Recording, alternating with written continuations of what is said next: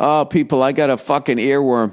I listened to this song the other day, and I cannot get it out of my head because Phil Collins plays on the track, and he fucking kills it. It was something my drum teacher told me about a couple of years ago, and for some, I don't know, I was on the internet just going down the fucking rabbit hole, and I found that song again, and I listened to it, and I cannot get the fucking song out of my head. And I'm warning you right now that if you go and you listen to this song, you are going to be in the same place that I am, okay? So you know that going in, okay? I've let you, so you cannot sue the podcast if you can't get this fucking song out of your goddamn head. For the last 4 days, 5 days maybe, I have had Tears for Fears, Woman in Chains in my head. You know, I just can't get it out of, and I don't even know the words. I just love Phil Collins drumming on it. It starts off, I don't even know what he said. You better be, you better be,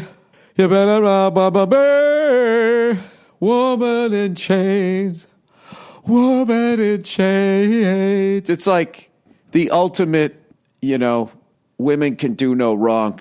At no point in the song do they ask why the guy had to put his woman in chains, you know. Maybe she was lighting up the credit card, Tears for Fears, right? Did they ever think of that? Nope. Men are stoned! Right? It's all about how men are fucking assholes. And at one point, this woman, wah, wah, wah, wah, wah, wah, wah, wah. I've listened to this song like 400 fucking times because Phil Collins kills it so hard on the track. And I still have no idea what any of the words are other than men are stoned.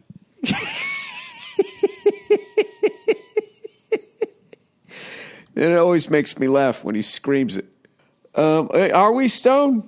Is that what we are? Are we just sort of beaten down and we don't have any fucking fight left in us? No, Jesus, Bill. Are you going to start this way? Is this how you're going to start the podcast? Yeah. So free them. That's how it goes. It goes into that. Listen, I'm not saying they don't have a valid argument. You know, I'm not saying that there haven't been times, that, as a man, you're going into a store and you don't want to bring your woman in. So, you tell her to stay in the car and you leave her in there like a fucking dog. And then they start crying. And then they put that song on. I think that's what happens. You better not leave me here. You better not leave me here. Woman in cars. Just stay in the car. Why? Why can't I go in? Because you're gonna want something. It's like a kid. I can't bring a kid in there, and then they're gonna see a fucking toy, and then I got to deal with that. And both of you are gonna end up in tears, right?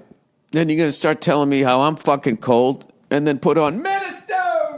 But listen to Phil Collins on that. People, there's still like a question. Was Phil Collins really a great drummer? Was he really a great drummer?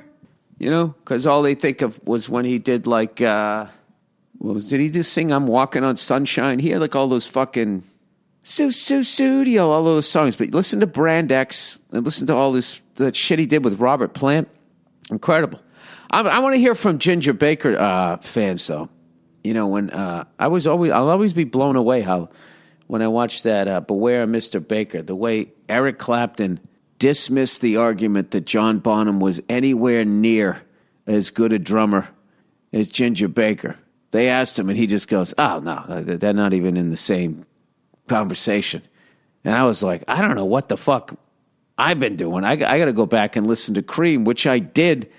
And it wasn't until I saw Ginger Baker's, like, the drum solo he did at, like, Royal Albert Hall. I don't know if I've talked about this before. I have no idea, people. I've been having problems sleeping lately. I've been stressed out getting ready to do this fucking project, And there's only so many nights you can do a fucking, John Wayne double shot of fucking NyQuil before you just have to address the fact that you're going to have to start counting sheep, right?